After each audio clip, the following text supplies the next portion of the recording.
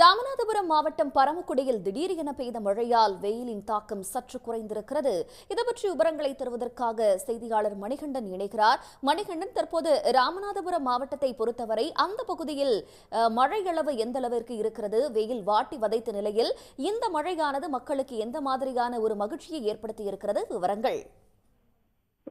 ராமநாதபுரம் மாவட்டம் பரமக்குடியில் திடீரென பெய்த மழையால் பொதுமக்கள் மகிழ்ச்சி அடைந்துள்ளனர்.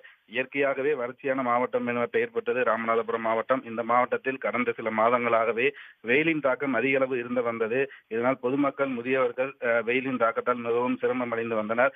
இந்த நிலையில் இன்று மாலை திடீரென சுமார் 1 மணி நேரம், அதாவது பரமக்குடி மற்றும் அதன் சுற்றுவட்டார பகுதிகளான கீழப்பெருங்கரை, மேலப்பெருங்கரை, பார்த்திபனூர், சூடியூர் உள்ளிட்ட பகுதிகளில் திடீரென பெய்த 1 மணி நேர மழையால் பொதுமக்கள் மகிழ்ச்சி அடைந்தனர். அதேபோல் மதுரை ராமேஸ்வரம் தேசிய நெடுஞ்சாலையில் பெய்த மழையின் காரணமாக இந்த தேசிய நெடுஞ்சாலையில் சென்ற வாகனங்கள் தங்களது வாகனங்களின் முகப்பு விளக்குகளை எரியவிட்டபடி சென்றனர்.